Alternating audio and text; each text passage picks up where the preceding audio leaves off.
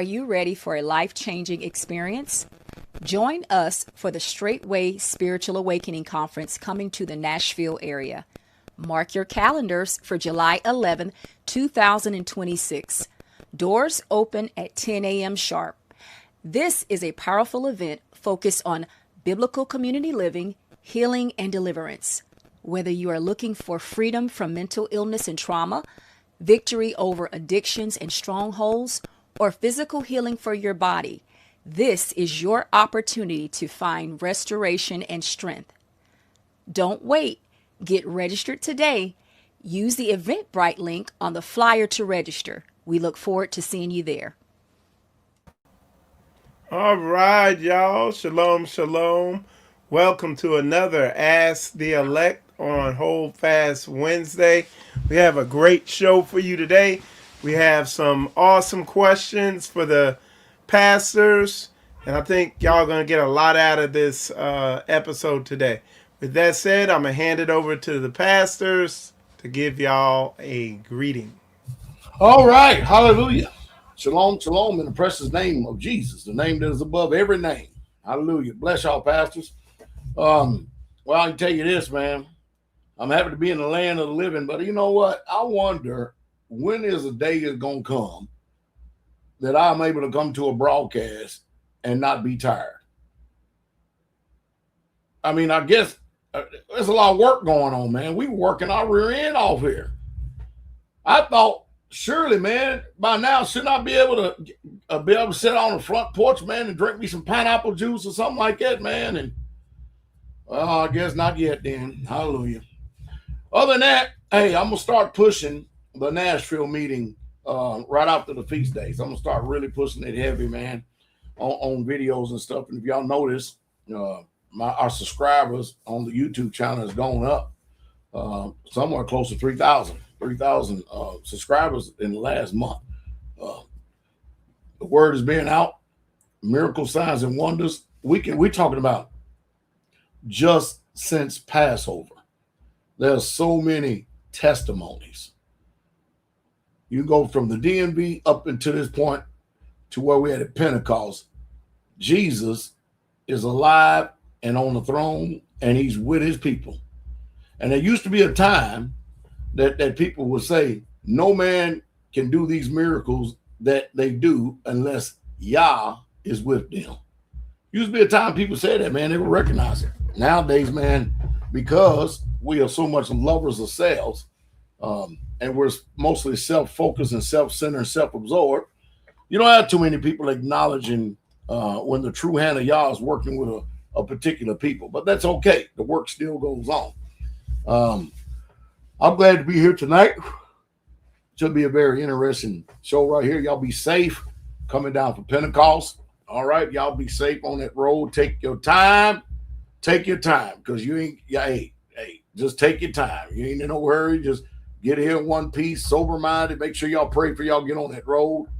Glory to the King.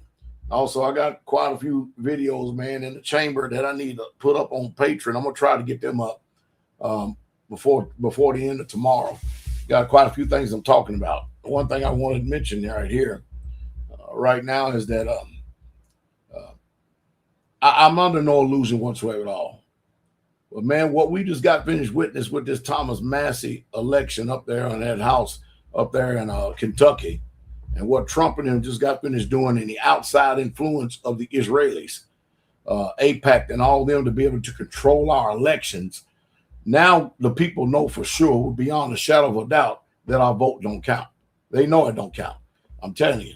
And like I've been saying, I've been blowing a horn, man. Of course, I have a solution for it, but you can't get 1,000 people together to do it, much less a country. And if they did what I got as a solution, I guarantee it would turn around and change everything. But most people are not willing. Here it is, the key right here: to suffer in order to change. To suffer in order to change. You know, those are the principles of the book right there. When you look at Paul, man, he never had a life of ease.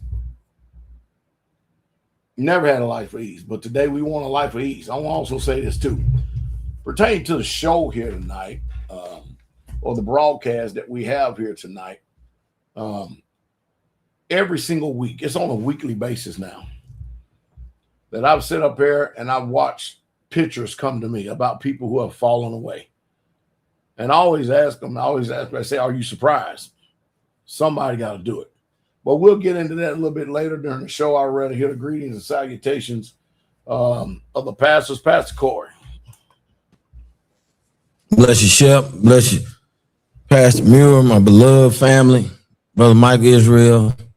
You know, it's good to be back in the saddle tonight, you know, because I was just really thinking, you know, especially when I saw the content come through, you know, and I'm out, you know, just laboring because I know what this is about. And, you know, I was talking to some of the brothers the other day, and, you know, it's really about, have you made your mind up to follow you, Pastor Dow, in a work that either we can identify that is of the Master Jesus Yeshua, or it's of your own hand, it's of your own work.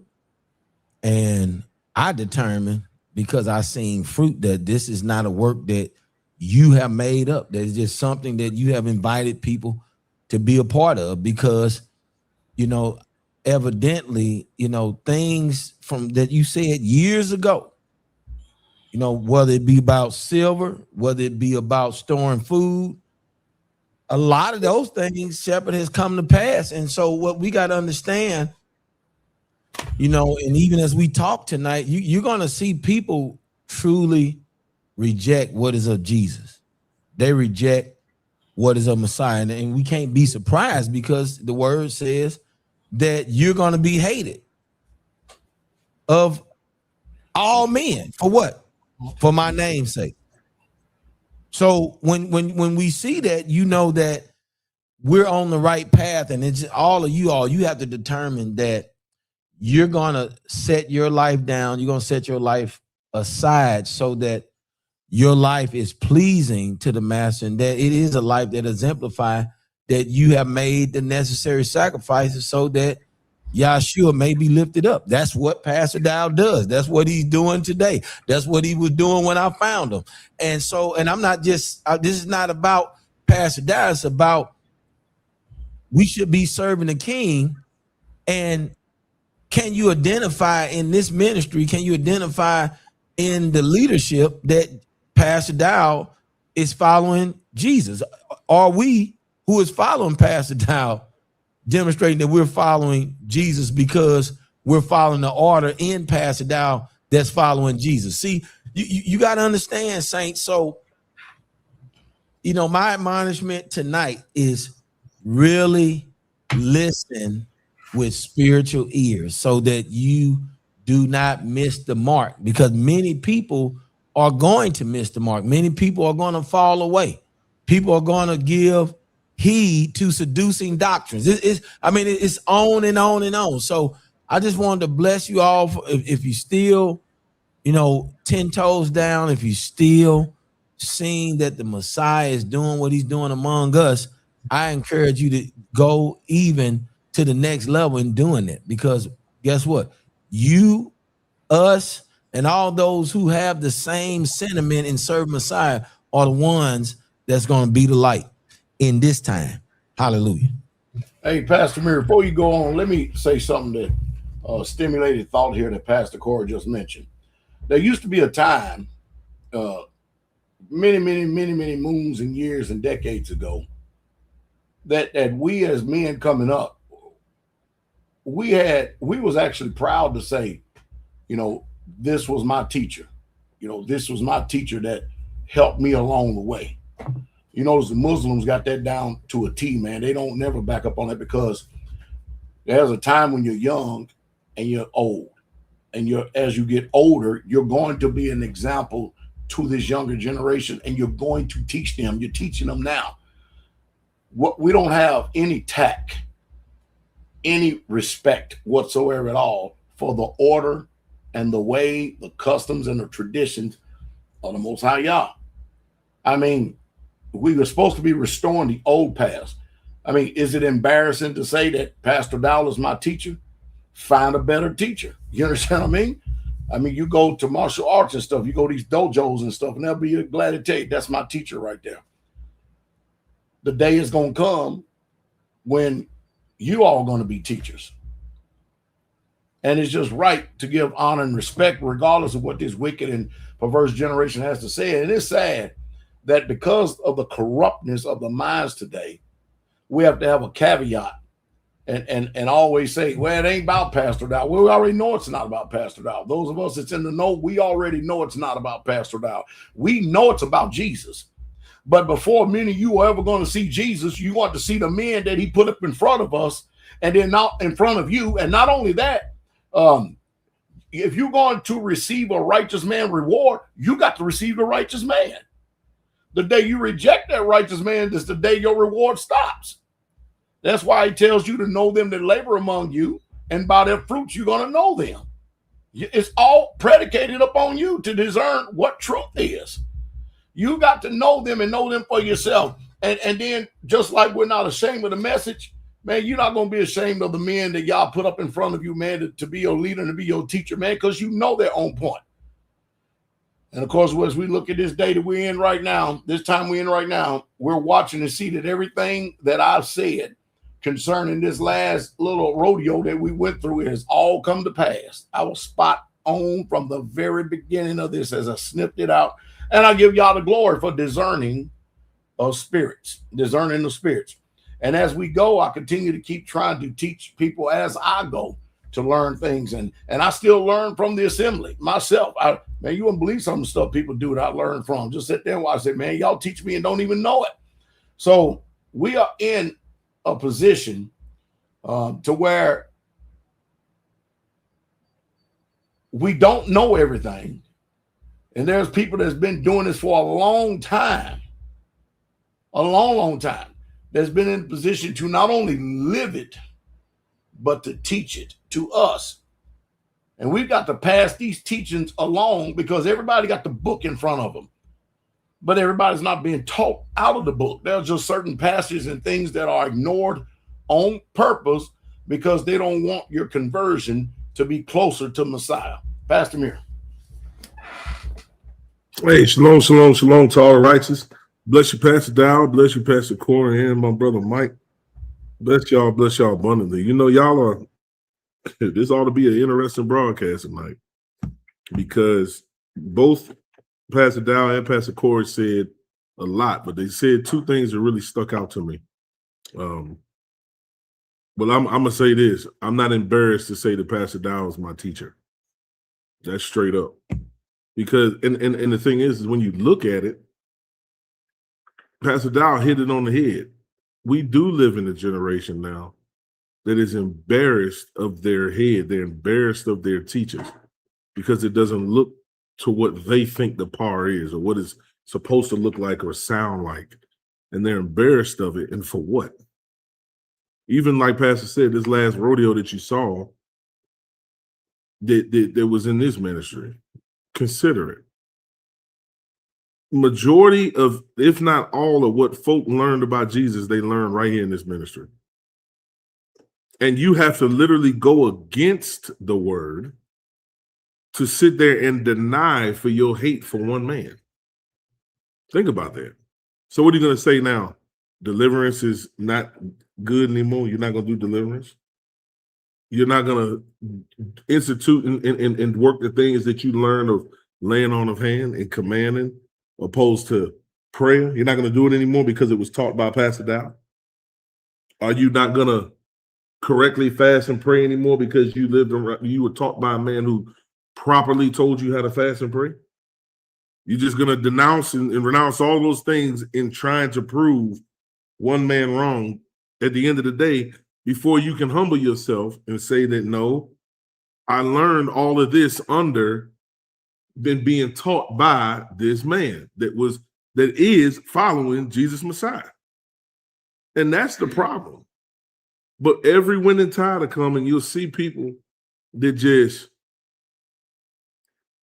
they see it's like a fad. Something is nice for a moment, something is cool for a moment, and all of a sudden now they don't want no parts of it now because something may happen or something they didn't like or some way they didn't spoke to, they didn't like it no more. And it goes to what Pastor Corey said. Can you identify that your shepherds are following Jesus? Everything ain't peachy and creamy according to your flesh, man. It's just not. It's just not. How in the world can you have 3 pastors sitting in front of you and the Most High will give a message, and when the preaching and the teaching come forth, it's exactly what you have been reading or studying, exact subject, exact places in the book, and I'm talking about week after week after week after week after week, whether it be Shabbat service, whether it be Straight Talk, whether it be Ask the Elect, whether it be Lions Den, whether Pastor Corey putting videos out, that you could be like, oh my goodness, I was just reading this morning. And all of a sudden, here come this video just got uploaded 55 minutes ago talking about the exact same thing. Why? Because you're clearly are being shown that you have men of Yah that's in front of you that Yah is using to lead and guide you. You see? One thing I understand, and you should have learned this before the faith, and then now in the faith, it should have doubled and tripled down. Is when majority of the crowd is going, you should be going the other way. Straight up. Whenever you see groups and fashions and cliques of people just rise up out of the blue and they start talking this stuff, you need to go the other way or stay put where you at. Straight up. And you can clearly see it. And tonight's broadcast is going to be another example, because these questions that are lined up is going to address things that we see day in, day out, month in, month out, year after year after year. And you have to continue to address them so that God's people can hear, and those who hear and implement and do what the words say will be saved, and those who don't, they check out. So I'm really excited to hear the rest of this broadcast tonight. Bless y'all. All right. So we are gonna move forward with the questions. We're gonna start with the first question, and it is regarding the feasts. And with the feasts coming up, we know Satan is going to be trying to distract us. Pastors, can you talk about how he uses people, places, things to throw us off course, and what we need to do to stay vigilant so we remain in the right spirit as we go into Yah's feast? Well, I can tell you right now that this last rodeo we had, this should have been the perfect tool and a perfect teaching. Just the experience alone should have just let you see the scriptures, the words coming right off the pages, because when you read about Moses having to go up against Korah, Dathan, and Abiram, when you read about Joab and the way that he turned around and turned coat on King David and his successor Solomon, when you read about how the scribes and Pharisees turned against the Messiah, and you see how that every single prophet in Israel is killed. Every single one of them, but a few of them. And then you watch how the apostles went through what they went through, and they didn't do no evil to nobody, just like Jesus did not do no evil to nobody. This world is hell-bent on destroying those that follow that which is good and those that are good because of the King and him alone. And when you watch these insurrections, when you watch these factions develop, like Pastor Muir had mentioned, and for here we are sitting up here coming to the feast, trying to enjoy and everything, we know that there's something off because we can discern. We can tell something's not quite right, and you got a bunch of people going behind the scenes having secret meetings, secret campfire meetings at the feast, separating and dividing, speaking against leadership, trying to overthrow present leadership. And then the people that's trying to so-called, quote unquote, overthrow, even though they don't have no power or ability to do it because they're not anointed for it. And they should have learned a very valuable lesson about not being able to touch Yah's anointed and do his prophets no harm. But because they get so full of their scribes and Pharisees and hypocritical spirit, they can't help themselves. Just like the spirit entered into Judas to betray innocent blood, the same thing has happened to these people. Now, if it wasn't so, then it's amazing how these people, they complain and they murmur about Pastor Dow, or they murmur about the way things are going, or way one of the leaders at the community or the pastors or the elders are doing things and stuff. And the truth is, all of those are distractions. The truth is, those are just sayings to distract, to get your mind to go down one way and view things a certain way. Because the truth is, none of those things were true. They were saying that to appease themselves because they already had it in them to fall away. They already had it in them to leave and kick the traces and go away. How do you know that? Because it ain't even a good 2 months. It ain't even a good 2 weeks sometime. That as soon as these people fall away and you see them, like the scripture says, if after they have been once enlightened and they have tasted of the heavenly gift and the powers of the world to come, it is impossible to renew them again. Why? They have fallen away. They have crucified the Messiah afresh. When people came to this ministry, they were excited. They were humble. They were pliable. Their heart was just ready to receive this word. And then after a little time of complacency, a little time of murmuring, a little time of talebearing, a little time of backbiting, a little murmuring, and even though we was instructed not to murmur, they do it anyway and think that they were going to go unscathed from Yah as if heaven wasn't taking note. And so these being of corrupt minds, these people of bad morals and bad theology and bad lifestyles, you can quickly see that straightway had nothing to do with it. Pastor Dow had nothing to do with it. That's just to disparage the ministry and my name on the way out. But you can see when you look at their pictures, especially these wives, they go right back. The first thing they do is they despise the culture of Israel and throw that head covering off. They go right back to the Gentiles and they're smiling.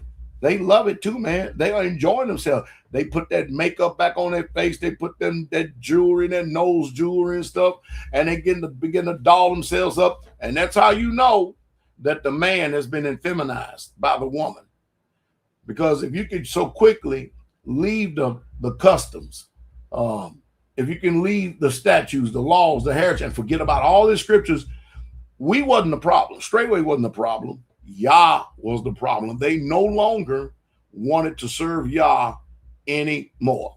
The scriptures teach us that while we are called to love each other, love of the brother and love each other, it also teaches us with a well balance that we ought to distance ourselves from people who distract us from the faith and try to lead us into sin.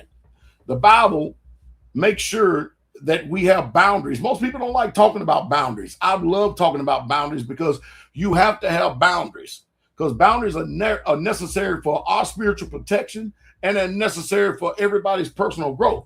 And they're also necessary for your family's protection. Now, Paul said over in 1 Corinthians 15:33, he says, be not deceived. Bad company corrupts good morals. That's from the Amplified. Bad company corrupts good morals. That will bring about a distraction. And it's hoping that you're being distracted and you'll end up going to spit in somebody else's ear, even though there's no 2 or 3 witnesses. There's just hearsays, heresies. There's nothing proof positive. It's just one person regurgitating and repeating what somebody else said. This is what the falling away looks like. There's nothing new under the sun. Paul also says 1 Corinthians 5:11, and from the Amplified version, but actually I have written unto you to not associate with any so-called Israelite brother if he is sexually immoral or greedy, or is an idolater, or devoted to anything that takes the place of Yah, or is a reviler. A reviler is one who insults or slanders or otherwise verbally abuses others. I mean, when we read this, names and faces pop up in our head and mind who these people were. But we end up with these evil, sympathetic soul ties and stuff, and we forget to judge fruit because we have made these people our friends and think that they're above judgment. Nobody is. One who insults or slanders or otherwise verbally abuses others, or is a drunkard or a swindler. A swindler. We found out a lot of brethren or so-called brethren that used to be a part of that, they're swindlers. You must not so much as eat with such a person. The book gives us the boundaries and the limitations of don't even fellowship, don't even eat with such a person. Why? Because you'll end up being a partaker of their sins. All right. Hey, babe, my son is knocking on the door. Matthew 10:14 says, whosoever does not welcome you nor listen to your message. Y'all pay attention to this, pastors.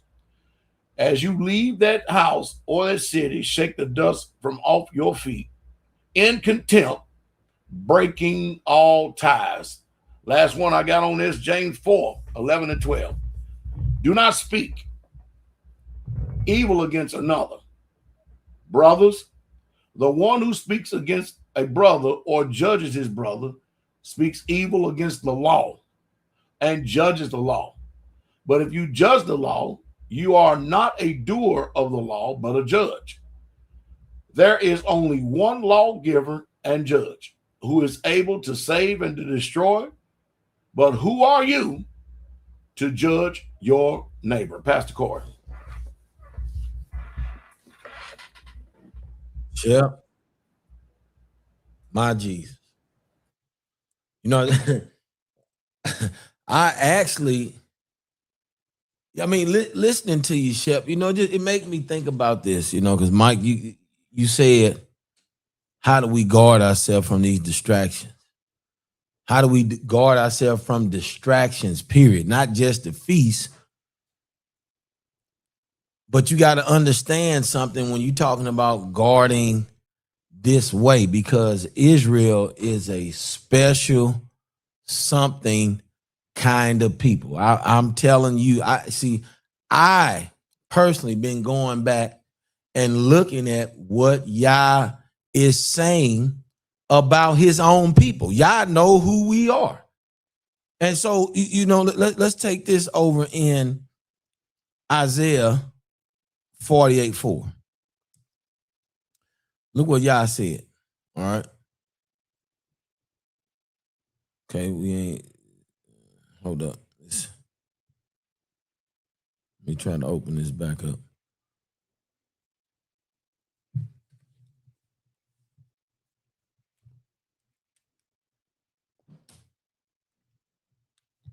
All right, Isaiah 48:4.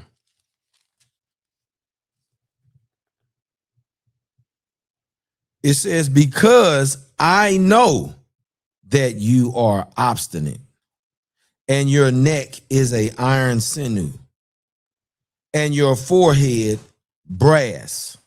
See, I had to go back and look, because you wonder why people don't get it.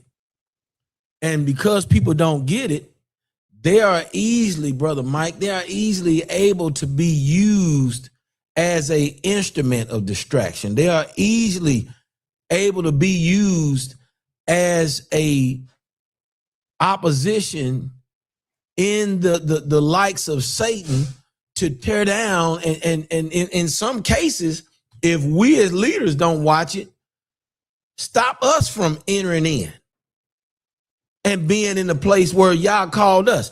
You know, here's one of my examples in Numbers. We're going to be in Numbers, you know, really quick here. We're going to look at Numbers 20, verse 8 through 11. Now, before I read, that account is where you could begin to see Moshe go through frustration. Frustration from what? Well, did I beget all these people myself? What would make a man ask that question? Because there has to be a lot of strife and contention and things that are taking place that is hindering and serve as a hindrance in you doing what you were called to do. You was minding your business. You went up the mountainside for a lamb to bring it back, and you saw a burning bush. Yah told you to take your sandals off because for the place you stand is holy ground. But then you turn up and find out Yah want you to go in and fulfill something. How you know you want me to fulfill it? Take the staff and throw it to the ground. Well, what did he show you? Power. So now you know you're dealing because your whole experience in dealing with Yah has been based on the power that he is. And he's sending you to do something. How do we as leaders forget? Because we're dealing with the distractions that people don't realize that they are. Look at Moshe right here. In 28:11.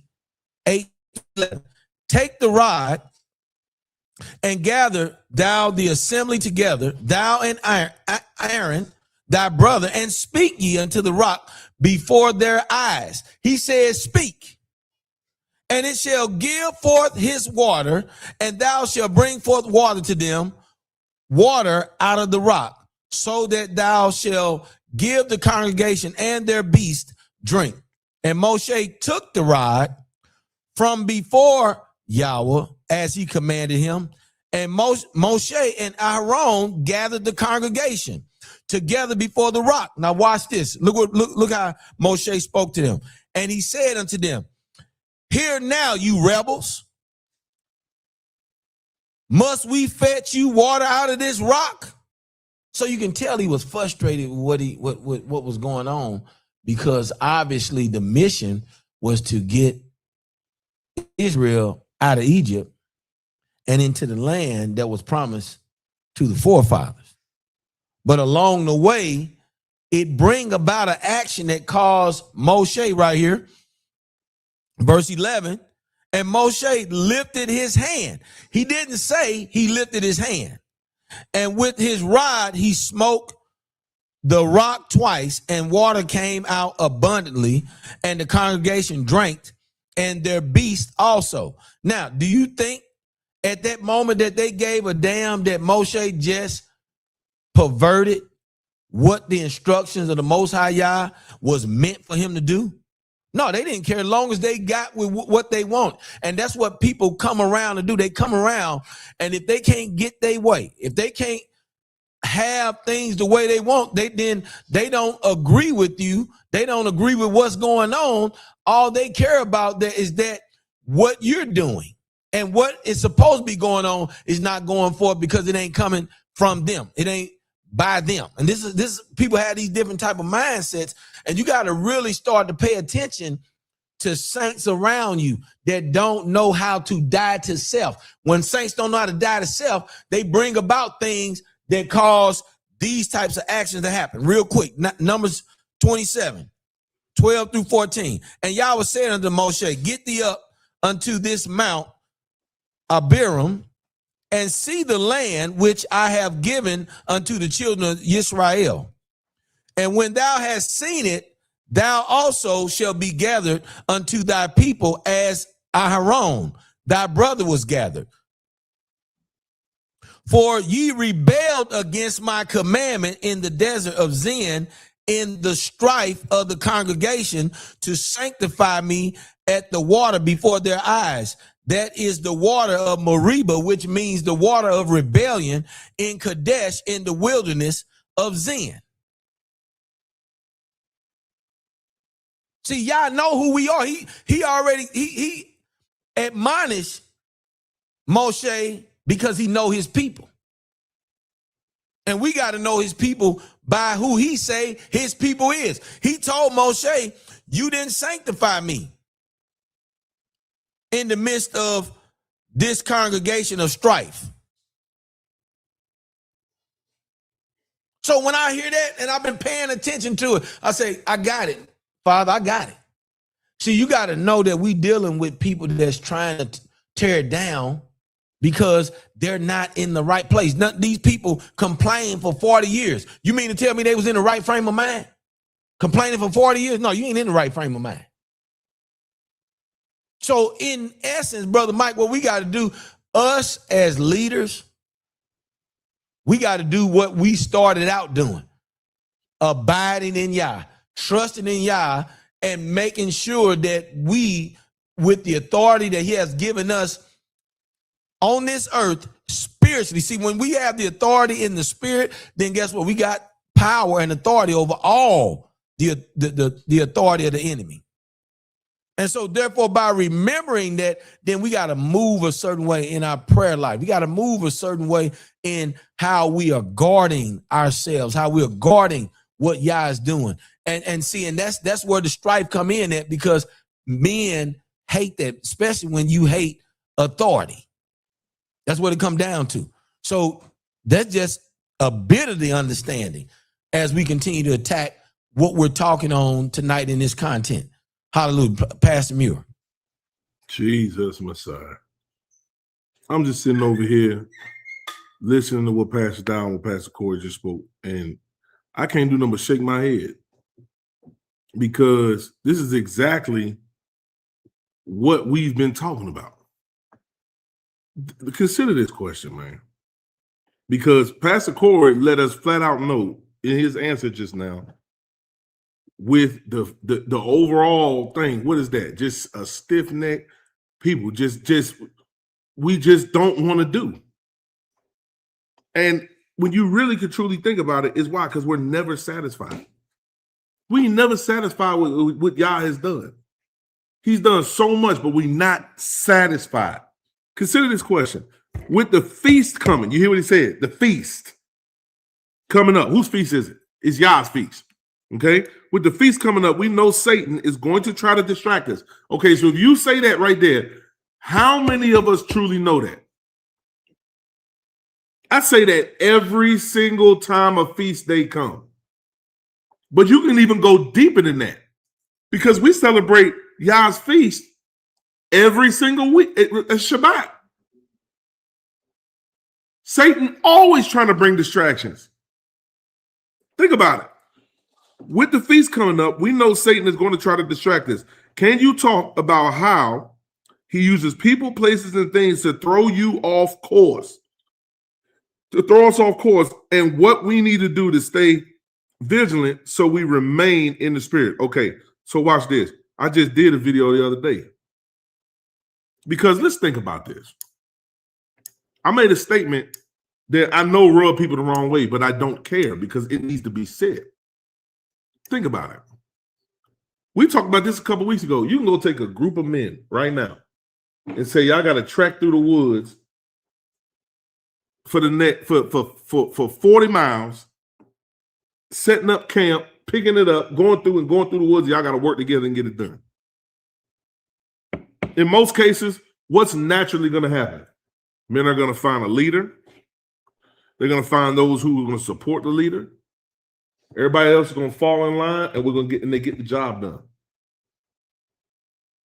But when you bring women in the picture, you start hearing murmuring, you start hearing complaining, you start getting that pillow talking, and then when you get weak men that turn around and succumb to that, then all hell breaks loose.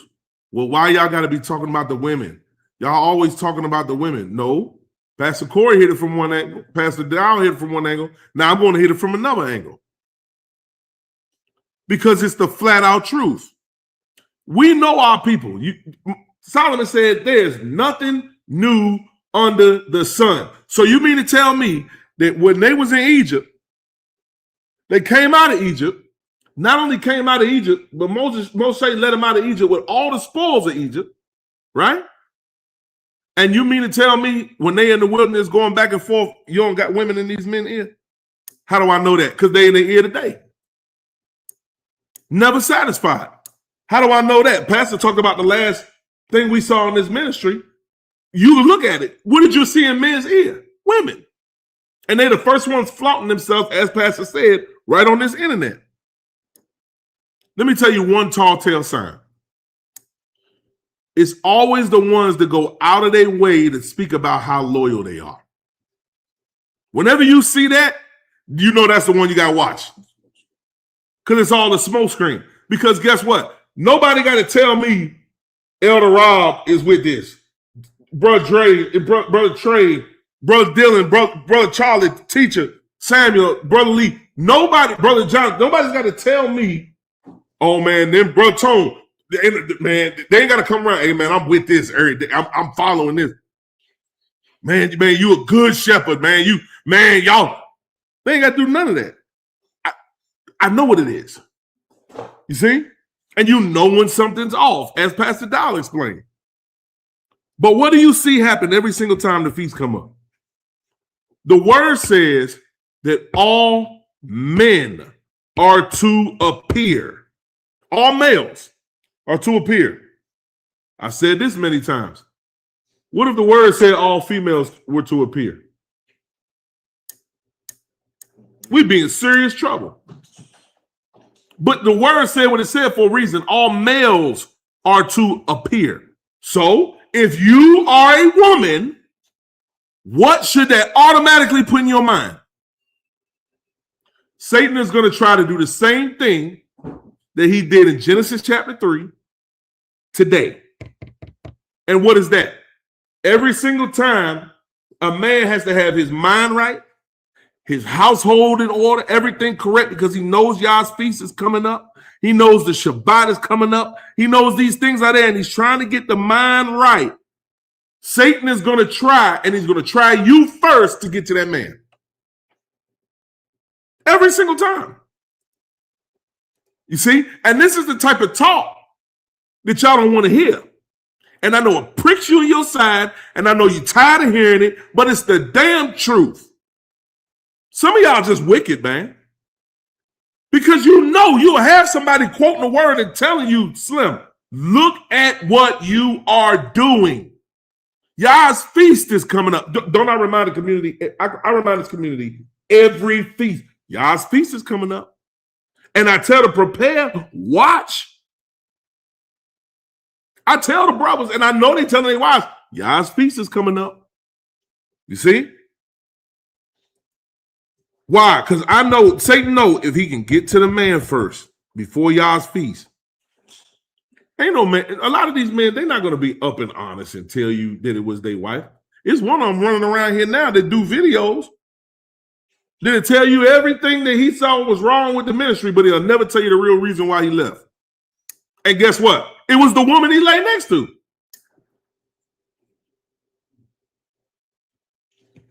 Go to Genesis 3. I want y'all to see this again. Now the serpent was more subtle than any beast of the field, which Yahweh Elohim had made. And he said unto the woman, yea, he has Elohim said, you shall not eat of any tree in the garden. And I'm going to skip down, right? Because we know all this. But look at what happens when she took the fruit. It says, and when the woman saw that the tree was good for food, and it was pleasant to the eyes, and a tree to be desired to make one wise, she took of the fruit thereof and did eat, and gave also unto her husband with her, and he did eat. And I told the brothers, and I'm going to tell y'all, and I know I told y'all again the other day, you need to guard what they bring you to consume. Straight up.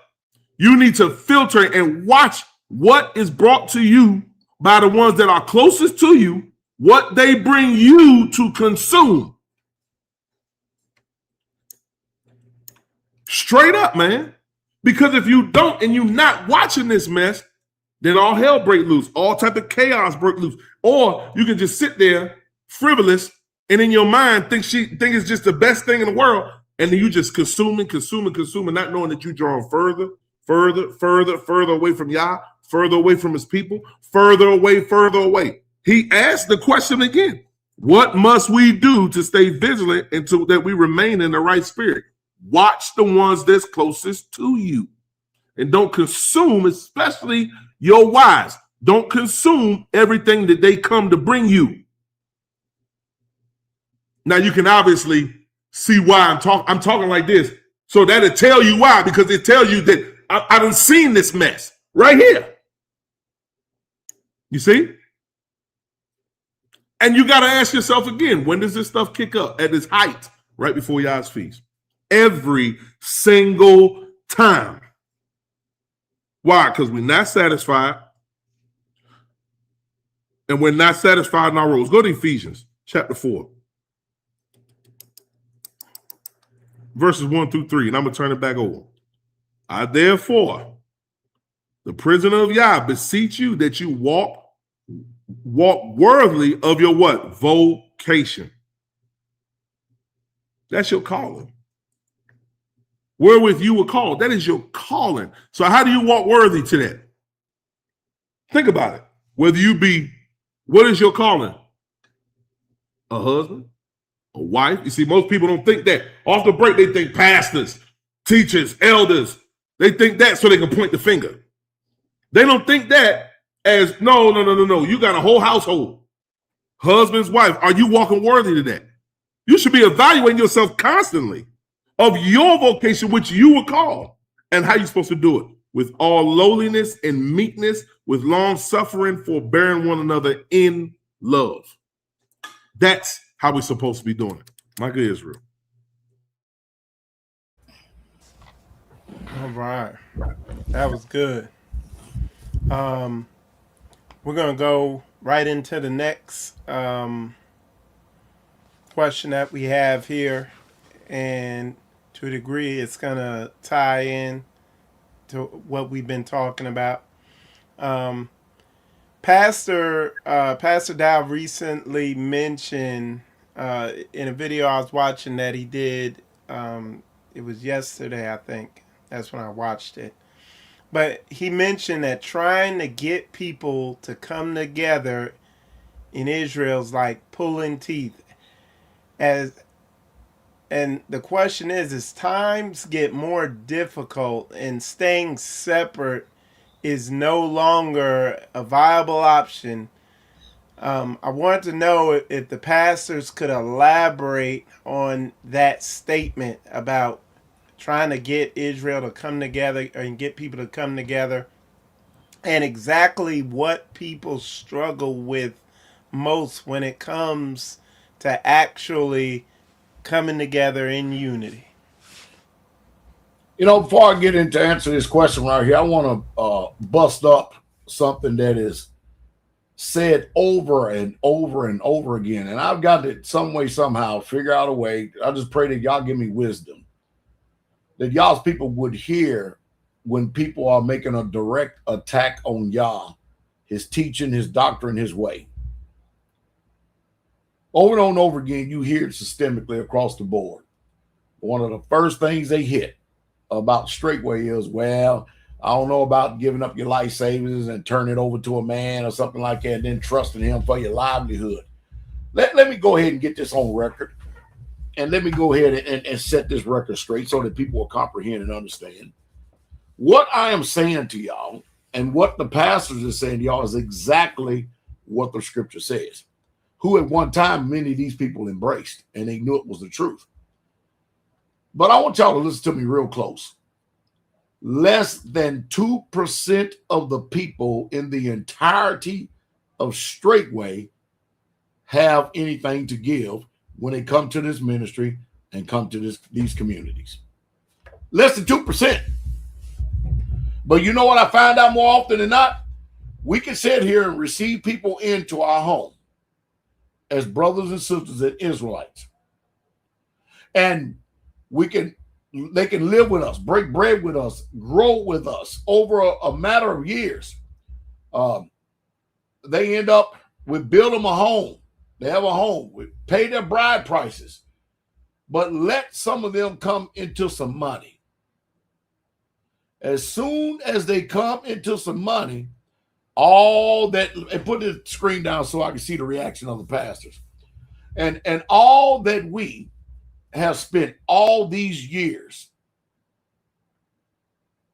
giving to these people, providing for these people, never once looking for anything in return, never once even complaining about it at all, just doing it because of brotherly love. As soon as they come into a little bit of money or they have a lump sum or something like that, all of a sudden they get this wisdom, so-called wisdom, to make an offense out of the ministry, and then they justify themselves, and then they go and kick the traces. Unthankful, ungrateful, unholy. Mind you, we pour time, energy, effort, resources, education. We giving them, and mind you, And many of these people, when they get to a community, they don't even have to work on a regular job, but yet and still, y'all under the illusion that these people are coming with hundreds of millions of dollars. And I'm telling you right now, it ain't even tens of $1. And you people need to know that, because people out there using this as a punchline, as an indictment against y'all, because we choose to live this way. What is wrong with people who desire to do exactly what the Bible says? Why is it evil? Because we chose to do what the book says. So now we got to question who you are, because now you're trying to put y'all on the judgment seat, because we're his people and this is what he commanded us to do. And I know what's happening. Because we live this way, it convicts you and it brings condemnation on you, because we live this way and you know that it's the truth. But this thing where these people are coming to the ministry with all of this money and giving up all these lands and they're selling it all, that's what you read in the book. But that very rarely happens in this ministry. More than anything, tell you what happened with Rufus Carswell. They came with zero, nothing, homeless. I provided land, a home, a community, and he was, I put him in a position of leadership. And you listen today, I get no credit for nothing. I've done nothing good. They would have a personal heart attack to have to admit that I've actually done them good in this life. Can you believe that? I think Pastor Muir is frozen. Can you believe it? But they would rather choke on their saliva and die and go to hell before they admit there's any good been done to them. Anything at all. It is ridiculous. See, you people are being deceived by master deceivers, Judases.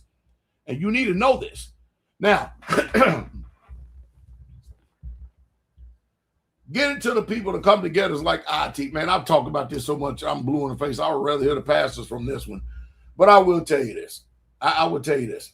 When people come to this, I've seen people come to this gate, fall down on their knees, glad that they made it, throw dust up in the air.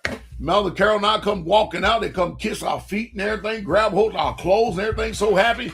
Then what happens? Later on, they end up around one of these disgruntled saints, babes, somebody they offended, and the next thing you know, all that joy that they had is gone. Somebody made a song about fleeing a sinking ship. And guess what? They sink. Their ship is the one that sank. Just because you got all these people out here against what Yah's already prescribed in his word doesn't mean that Yah is wrong. As Mac is right. And straightway is a mirror, a reflection of the truth of Yah. It's amazing how that once these people have been here and they get back out in the world, it seems like they enjoy the world more than they did when they first left it. It's just like leaving Egypt. They want to return. So remember, you cannot make people believe this book. I don't care what you have to do. They have to be able to keep themselves in the love of Yah for themselves. And one day you're going to realize that they were sincerely deceived.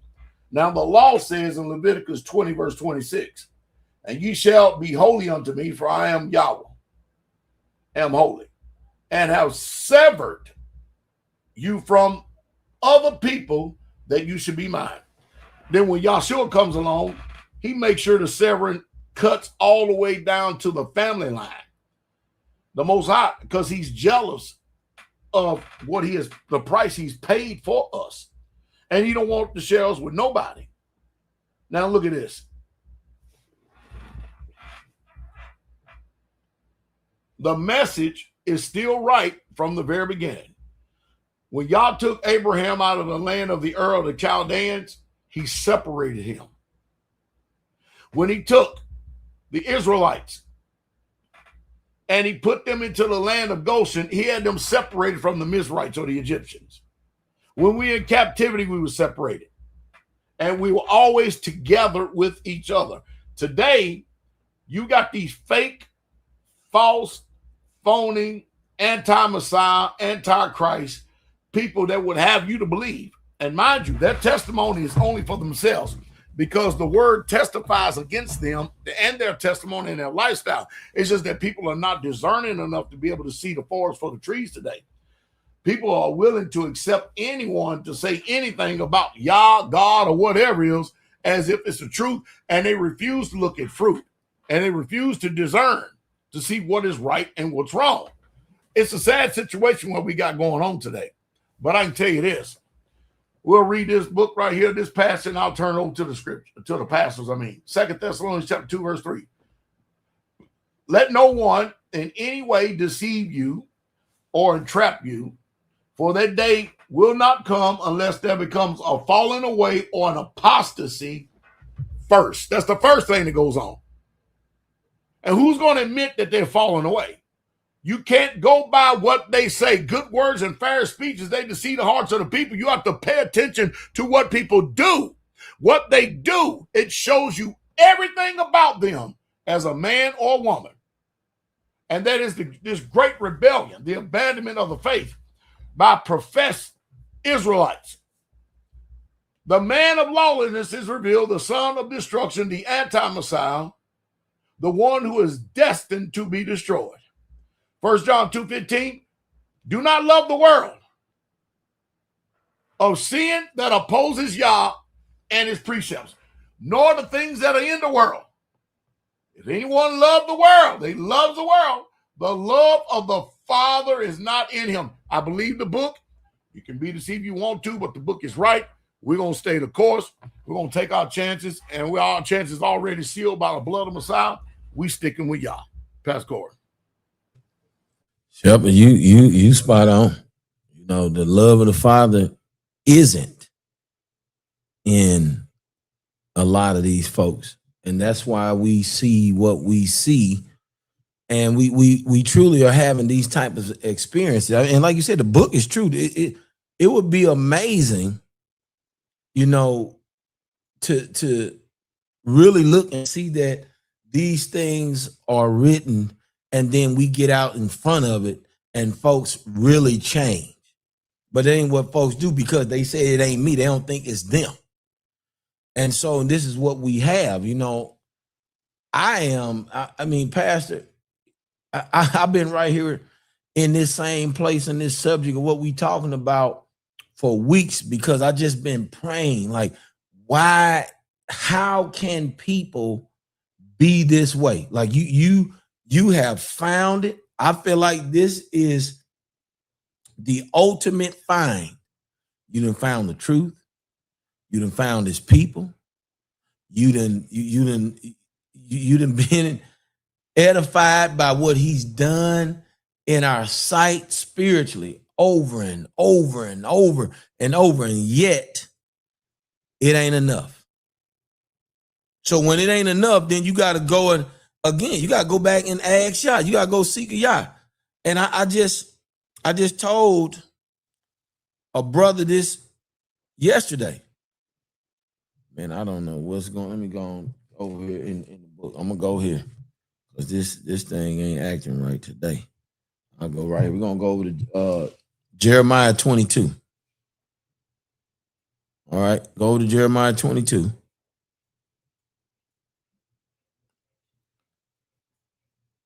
All right.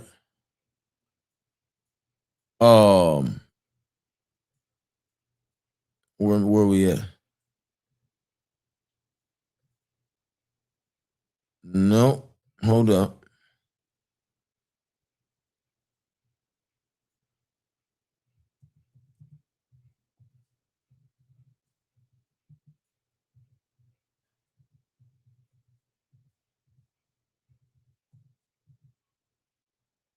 All right, I got it the other way around. It's 4, Jeremiah 4:22. I was going 22:4. All right, so right here, you know, because I've been praying, because I'm like, wait a minute, if we done found Yah and you done profess the same thing that I done profess, why your walk, especially if you are 5, 10, 15 years in this, why walk don't look the same? Why my walk has fruit and yours don't? Why you can't see the error of your ways but the book point out clearly you're walking in error. And so we look at that, look what it says right here. And I was telling the brother, I said, listen, what I'm learning and I'm really paying attention to is that I need to pay attention to who Yah say his people is. Look what Yah say, who he says his people is. Jeremiah 4:22. My people are stupid. Now, somebody get mad, wouldn't it? You'll get mad at me when all I'm doing is reading out of the book. Yah says, my people are stupid and foolish, says the master to Jeremiah. They do not know me. See, there we go. They are foolish children and have no understanding. They are shrewd enough to do evil, but they do not know how to do good. See, when you start at a premise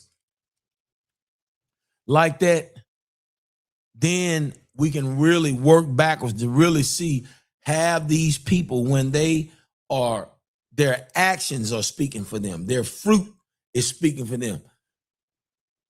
We are in a position to really discern and try to make an attempt to point them into the things that's going to help them truly walk and be converted and to be a new creation. But that ain't what people are doing. I'm telling you, people are hiding among the body, reaping benefits, drinking the wine, the libations, having a good time, but to do right, we can't get folks to do that. And so when you talking about pulling teeth, this is the undercurrent right here. See, it ain't no different than where Israel has been. I'm gonna go back over to Deuteronomy chapter 4. Look what Moshe said right here before he died. Verse 21.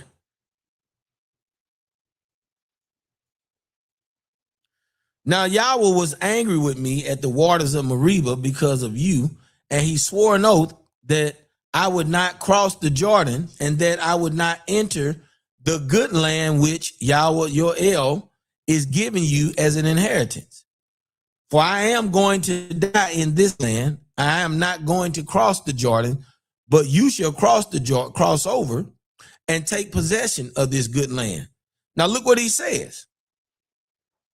So be on your guard and watch yourselves so that you do not forget the covenant of Yahweh, your El, which he made with you, and make for yourselves a carved or sculpted image in the form of anything which Yahweh, your El, has forbidden you.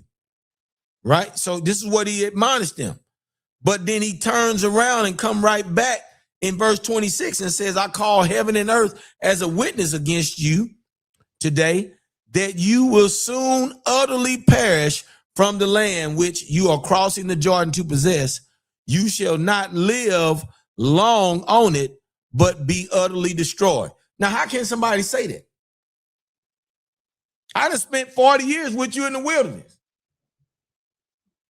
So fruit, obviously, 40 years of fruit, you don't get it yet. And so when you're talking about pulling teeth, it don't matter that people come over here. It don't matter that people see the Holy Spirit move. So I didn't come to the conclusion because, see, people will do the same thing year in and year out and expect a different result. And we know that means insanity. People ain't expecting the Messiah to move. People will not die to this flesh to save them. And so this is why, Brother Mike, we hear all this complaining. This is why they're always analyzing and looking and just really starting things that don't have nothing to do with this walk of salvation. And I'm telling you, you have to pay attention, saints. And all I'm doing, pastors landing on thick, and all I'm doing is coming by and putting little nuggets on the side of the road so we can be on the same page, lockstep. Because really what has to happen, saints, we have to be on guard so much, especially we know Yahshua said he coming back for a church without a spot or blemish. Man, we got to be on guard to make sure that we don't allow ourselves to be subject to people like that. That's why you're hearing Pastor Dow talking about separate from these people. And he ain't making it up. It's what's written in the word, because when you separate from, look what happened. Where is the resemblance of Yah? I just seen a picture last night that a brother sent me of a sister. It was unbelievable. I didn't even know you had breasts like that. I ain't even never seen it. I looked there, I said, man, this is crazy. This don't even make sense. I know she horned, and I know she getting ready to get more mowed down and turn more times than a doorknob, than Pastor Dow say. See, because these folks are unconverted. So how do you leave Yah and go look like a whore? Pastor Muir. No, you're right. Because I've seen a few pictures too. Don't make no sense. I be seeing some pictures. I said, look at this mess, man. And like Pastor Dow said, you don't understand. These folk them been amongst us and they never look. When you look at it, the word says they went out from us because they were never of us. These folk be amongst us and did not love Jesus. Because how you in this for years and 1 week later you out there like that? 2 weeks later you out there like that? Like with no conscience, nothing. Nothing is like, man, nothing. It's crazy. I'm gonna touch on what Pastor Dow said, and then I'm gonna go back too, because think about this. And I wrote here, that's the problem. People don't come with nothing. That's the issue. That's the straight up issue. He said 2% of the people that come to this ministry actually come with something. And then when they come with it, those are usually the ones that it's like, all right, look, this got to work. Why? Because I've given all. And I'm going to trust what this word say. And I've given all. So this is going to work. You see? But a lot of people don't come with nothing. And now, you know, when you say nothing, what's the first thing they think? Money. But how many brothers you see that don't come with even that, but don't want to give their time up? But they'll give their time up to everything else. Feast day be full. Brothers sitting around the table, sitting there, chilling, having a hee-ha-ha. But let it be a work site. They ain't showing up. You see what I'm talking about? And I'm not saying all, but you can guess what? You can see the ones who. Watch this though. Go to Matthew 13, read 44 through 46. Again, the kingdom of heaven is like unto treasure hid in a field. He said that the kingdom, this is the kingdom of heaven. And it's like what? Treasure hid in a field. Okay, go ahead. The which, when a man has found, he hides. And for joy thereof goes and sells all that he has and buys that field. Keep going. Again, the kingdom of heaven is like unto a merchant man seeking goodly pearls, who, when he has found one pearl of great price, went and sold all that he had and bought it. Now think about that. He found a treasure in the field. Mind you, he found a treasure. He didn't take the treasure and go get rich with it. He found the treasure and then went and go sold everything he had. You see? And came back and bought the field. Now watch this. Same thing. Goodly pearls. Went, and what did he do after that? Kept the one at great price, went and sold everything he had and brought it. There's folk that come here that will say, I found the treasure. I found the answer. I found it. The Most High led me. Oh my goodness. How many people say the Most High led me? But they'll never sell nothing. You see? Which goes into the question. Pastor Lee recently mentioned that trying to get people to come together is like pulling teeth. As times get more difficult and staying separate is no longer an option, could you elaborate on the statement and explain exactly what people struggle with most when it comes to actually coming together? I'll tell you what it is. Dying to themselves. That's the problem. Don't nobody want to die. You ain't going to die to yourself. You ain't going to die for nobody. You ain't going to die for Jesus. And folks say, oh man, how could you make that statement? Because it's the truth. You can't tell me it's not the truth. You don't want to die to yourself. You don't want to die to the things that you enjoy, that your flesh enjoys. You don't want to die. That pride, that arrogance, that haughtiness, that straight up masculinity when you're a woman, men walking around with their feelings and emotions, you don't want to die. And that's the damn problem. How in the world you been around this ministry for years and you come year in, year out, year out, and you mean to tell me there's nothing there's at no point that you say to yourself that you can even appear to be brought low? That's where your reward is at. Because that's where y'all's gonna lift you up. But you see, people that see men get lifted up by y'all and think that the men did something out of the whack and out of the ordinary to obtain it. And that's why they come with their wickedness. Read what the word say. Luke 9, 23 and 24. And he said to them all, if any man will come after me. How many people said they come after Jesus? They said they come into this ministry to come after the king. They say, we found it. Okay, go ahead. Let him deny himself. There it is right there. Nobody wants to deny themselves. Nobody wants to die and pick up what? His tree. And do what? Daily and follow me. Daily and follow me. So the same way that our king took the stake and died on it is the same way that you got to take your stake daily and die on it. Last time I checked, Romans 12, read the first verse. I beseech you, therefore, brethren, by the mercies of Yah, that you present your bodies a living sacrifice. A living sacrifice, what? Holy, acceptable unto Yah, which is your reasonable service. So a living sacrifice, so you got to die. You got to die. That's the fix. That's why it's the struggle with most, because don't nobody want to die. A living sacrifice. And see, what people have in their mind is, well, if I come and serve, then that means I'm dying. Well, that's in the area. But you know the things you need to die to. You know you got to die to the feelings and emotions. You know you got to die to that pride. You know you got to die to these things. You know you got to die to them, but folk don't want to do that. But they say they follow Messiah. Luke 14, 26 through 33.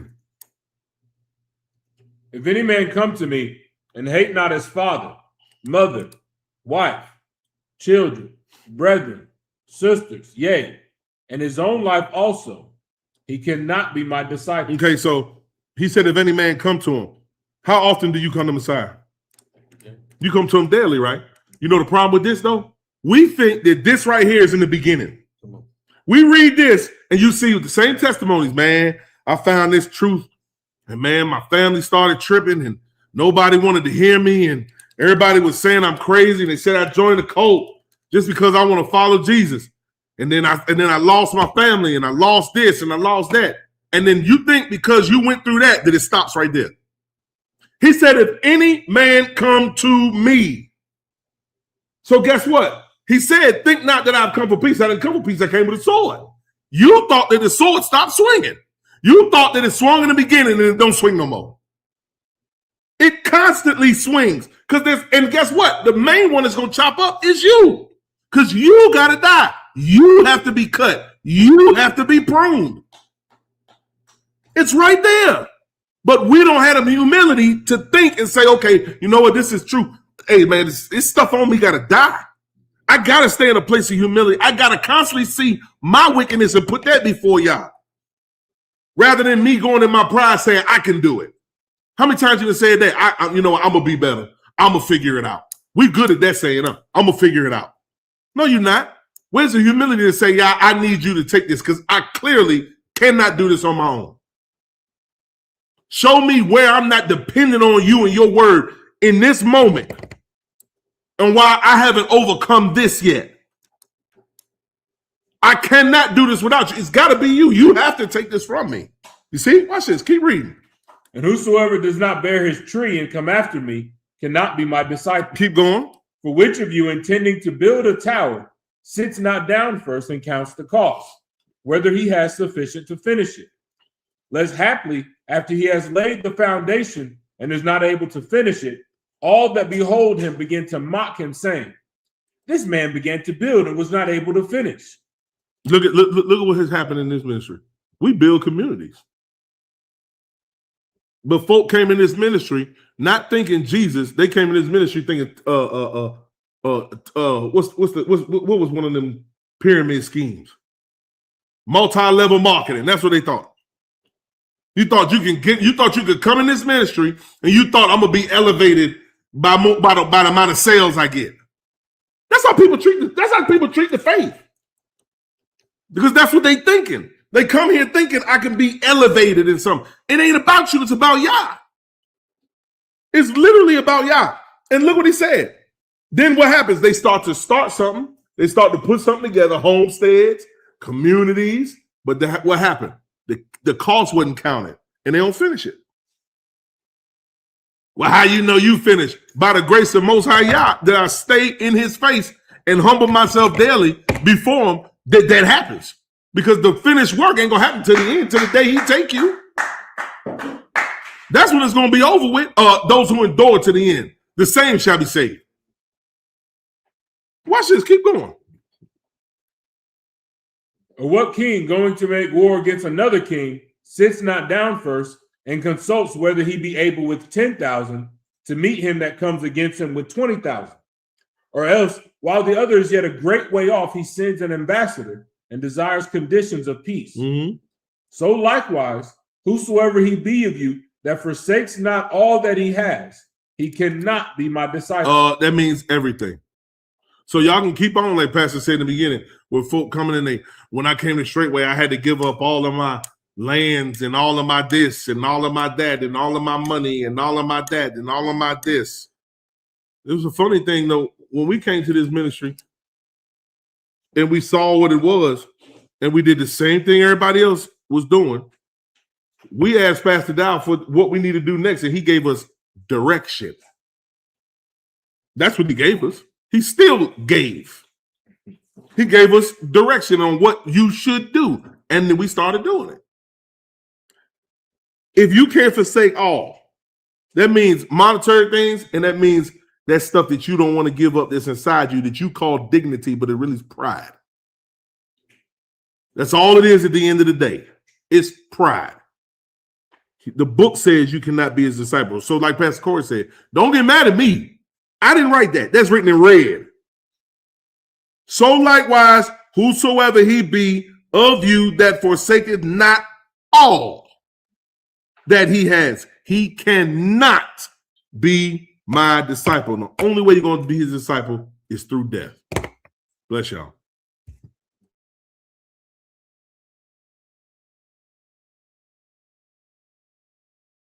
All right. That was good. That was real good. I was so locked into it. I wasn't I had trouble switching the thing over. All right. We're gonna go into the last question now. And this is regarding earlier this week, Pastor Dow had an interview with a guy, Rob Kowalski. He teaches, I guess, on basically biblical manhood, stuff like that. But anyway, Pastor went on his platform, did an interview, and something I noticed, somebody put a statement in there. The title, or they put a comment in there, and the title of their profile name was like helping people leave Straightway or something to that extent. And the reason why I felt need to bring this up is, and I think Pastor Corey hit on it a little bit earlier. It's these people, some of these people, because the nature of the comment was way off. It was bearing false witness, and it was just it showed the character of some of these people, and it also showed that they don't care about people getting salvation or anything like that. They just vindictive. They're trying to, but I'm going to just go ahead and read the question. It says, in the comments on last week's interview, an account named Helping People Leave Straightway or something to that extent made blatant, unproven accusations. What does Scripture say about the character of someone who throws out false accusations that cannot back them up? And how does this highlight the critical importance of truly knowing people by their fruits? Meaning, we watch their actual patterns, actions, and how they move rather than just listening to what they say and how they say things. So, with that, pastors, I hope I put enough information in there to build that out. But I turn it over to y'all. First of all, number one, ain't nobody helping nobody leave straightway. Again, you got to follow what they're saying. You got to be discerning of what's going on. They're actually helping people leave the family of Yah. That's what they're doing.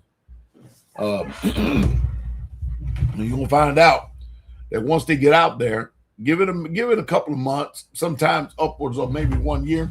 Them same people that so-called help that went offended and stuff, you're going to find out that they're cold, they're hard, they're callous, and they're cruel. Excuse me. They don't even care about these people's souls whatsoever at all. Their bitterness against the way. Straightway, we're just part of the people that's a part of the way. They hate the way. They're trying to remove the focus off of Yah and put it on straightway, but the truth is it's really Yah. Because if anybody has any knowledge of scripture whatsoever at all, any discernment at all, you can come here and easily see what we're doing, and you can see that we're serving Yah. You can see the book in play. But people don't want to admit that because they don't want, just like Satan doesn't want, a testimony in this earth that there's literally a people that are doing what this book says. And again, I say this. If you don't want to live the way that we live, and here's the problem, because a lot of these people have been living 25 years this way, 20 years this way, 10 years this way, 15 years this way, and all of a sudden they done come up with a new revelation. No, they got offended. And their contentions is like the bars of a castle. They're not helping anybody leave straightway. They're helping people to leave Yah. Why? To fall away, to go back to the world. And you can tell they do it immediately too. Once they leave this, they conform back to the world, from the very world they were washed from. They conform to it so easily. And they're happy in doing it. Did not the Bible tell us that there was people that was going to do this? Did not the apostles tell us that people were going to do this? Why are we surprised when we happen? When we see it happen, why are we surprised? Why are we surprised when we see it happen, what the book already told us what these people are going to do?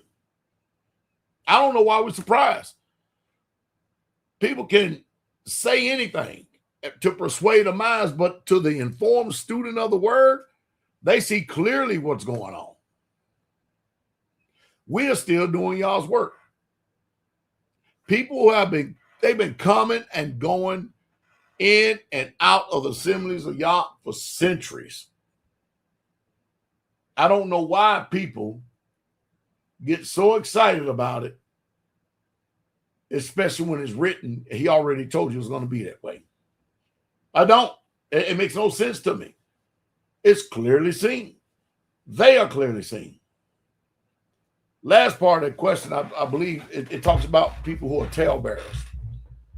Well, the scripture says that you should not go up and down. This is Leviticus 19:16. You should not go up and down as a talebearer among the people. Neither shall you stand against the blood of your neighbor, for I am Yahweh your Elohim. Proverbs 11:13 says, he who goes about as a gossiper reveals secret, or a talebearer reveals secrets. But he who is trustworthy and faithful keeps the matter hidden. And I'm going to say this. Just because somebody's mouth is moving, do you know if they're telling the truth or not? They could be fabricating something. They could be adding jelly on something. They could be doing anything. Just because they say it, is it the truth? Then why is it that when we speak, is it not received equally the same way? Because we're just going to go off of one person's testimony. Why don't we just go off of everybody's testimony so we can have a good balance in his word? We've had people say that they are personally groomed to destroy ministries. What does the book say? The thief cometh not but to steal, kill, and destroy. When somebody tells you exactly who they are, why is it that the scripture escape us? Why is it? I don't understand. Where's the discernment? When they tell you who they are, believe it.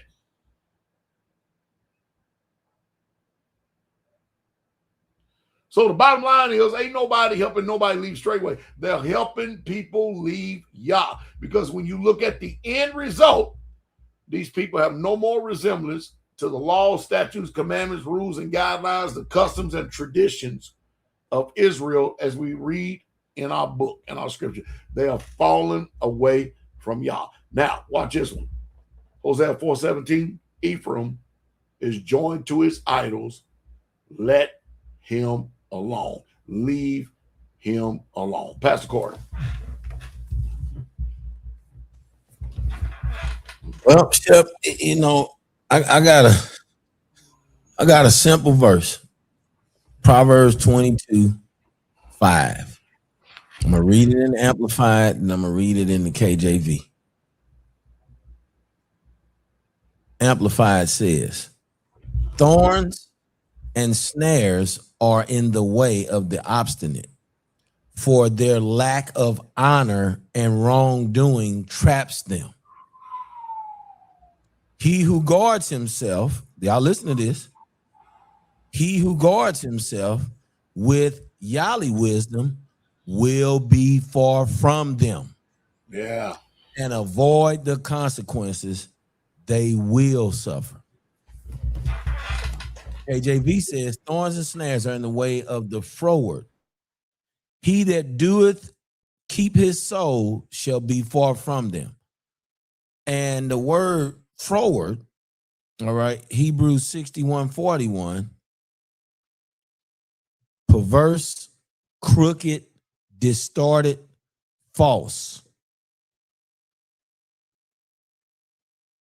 See, you got to understand, this book's so full of wisdom. It ain't even a whole bunch to say, because Pastor just did a whole exhortation on these type of people and what they're trying to do. They're getting you to remove your feet from being planted.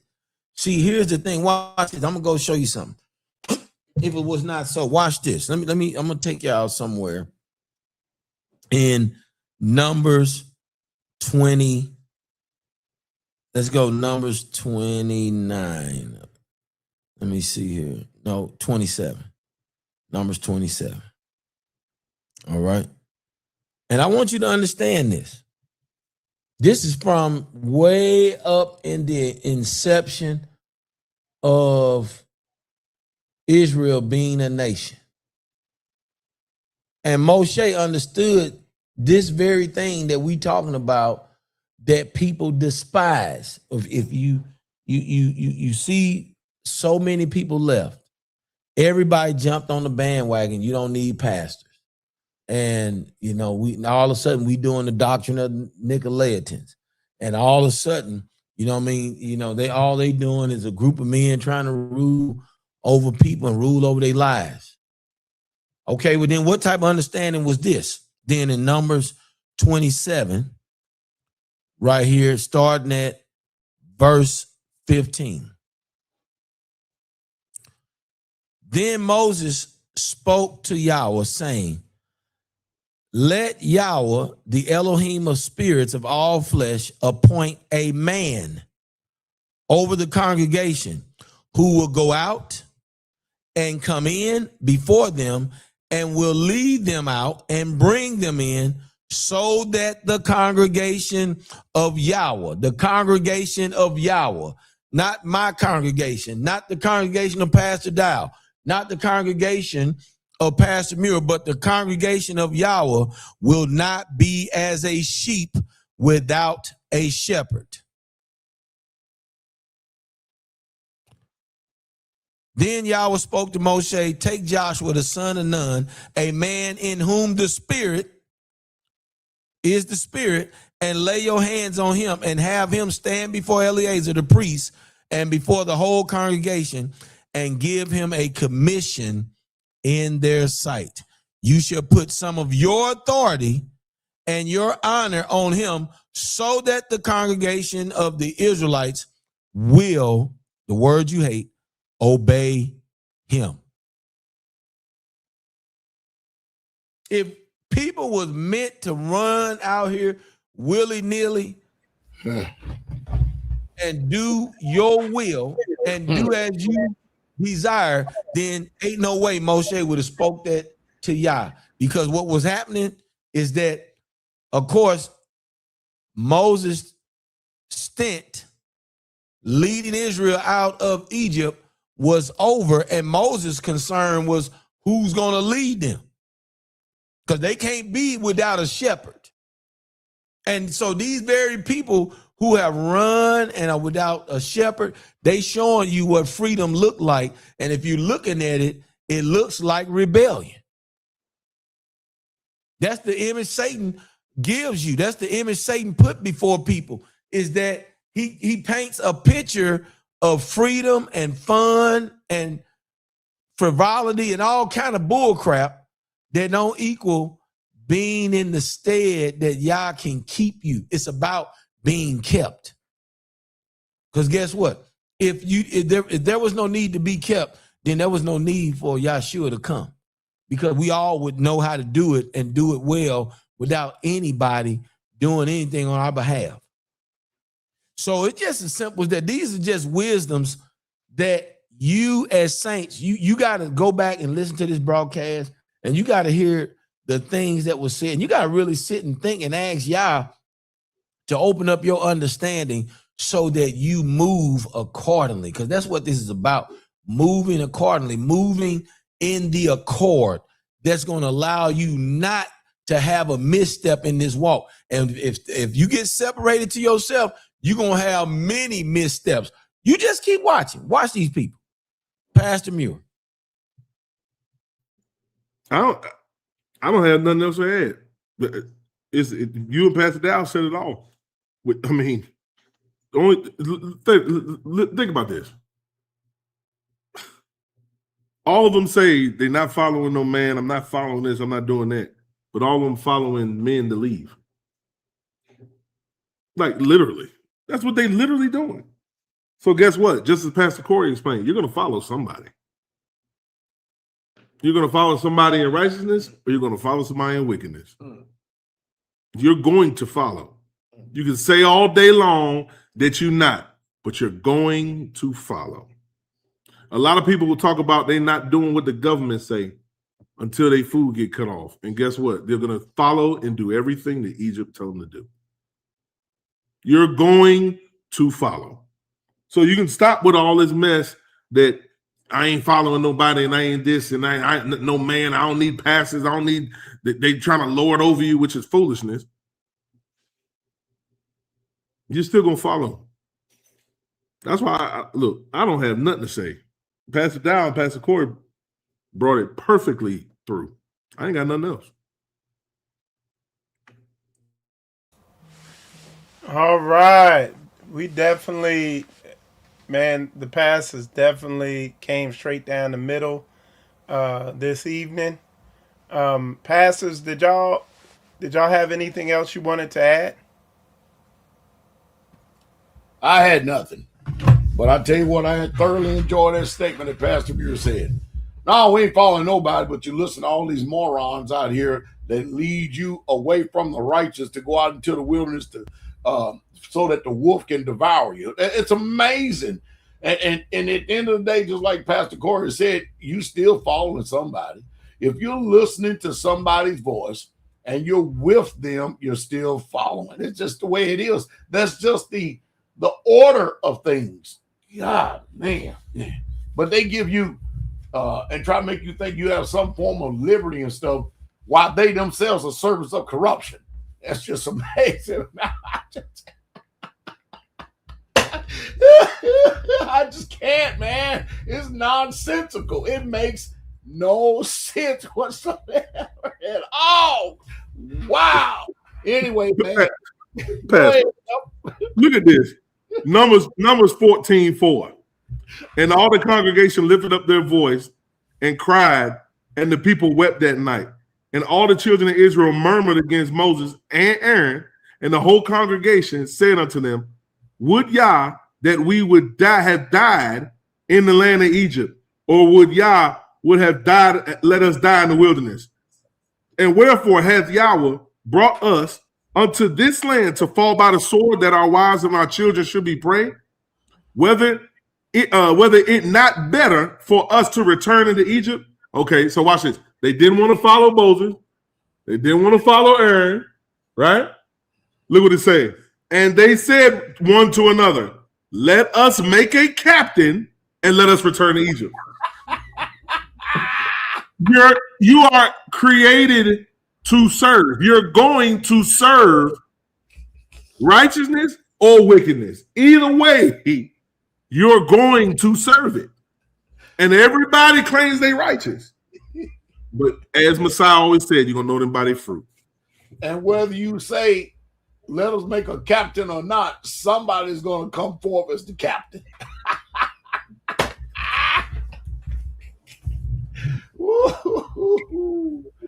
Mercy.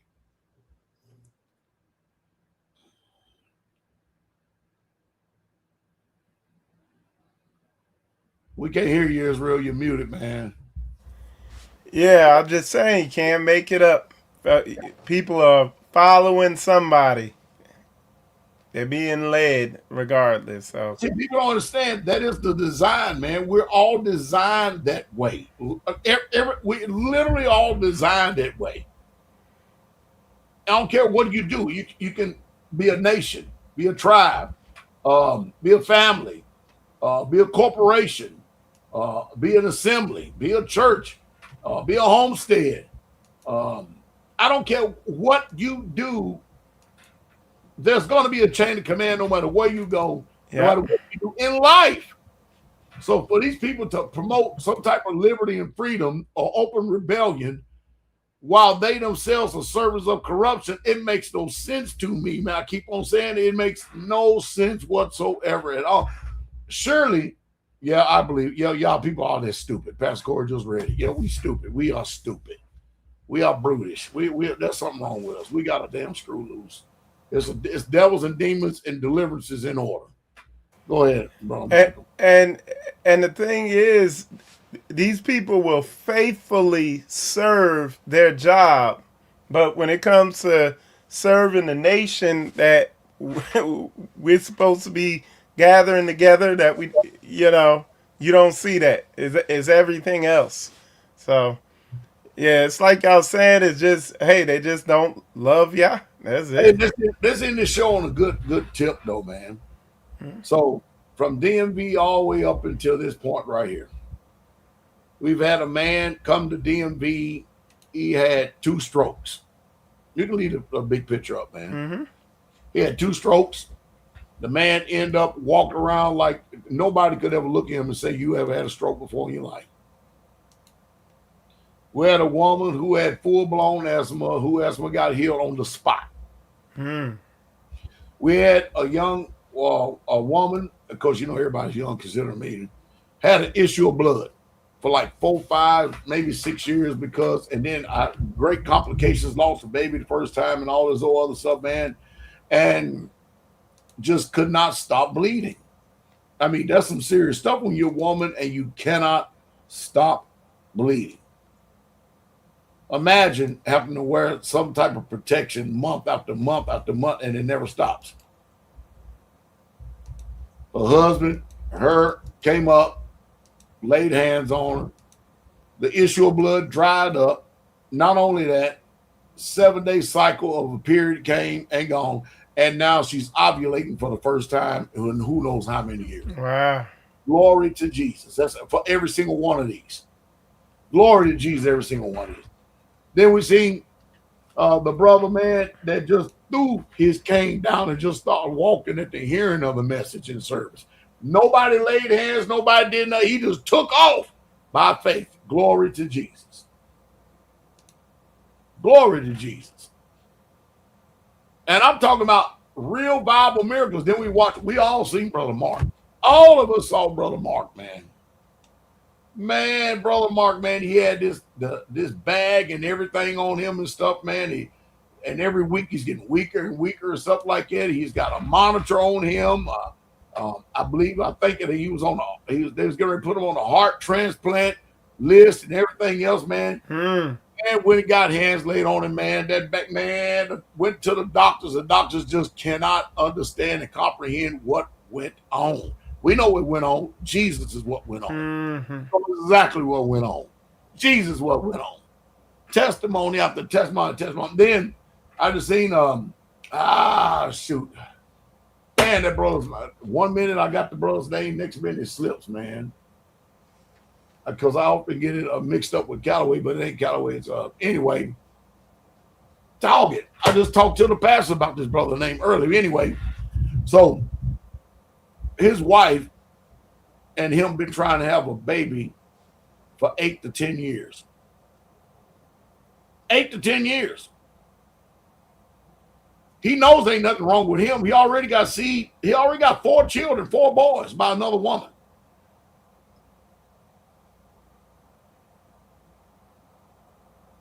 Dang it, that brother's mind. It just keeps slipping my mind. I don't know that brother's name, man. I know him every time I see. Anyway. So anyway, I seen him this past Shabbat. Come in, man. Wife is just as pregnant can be.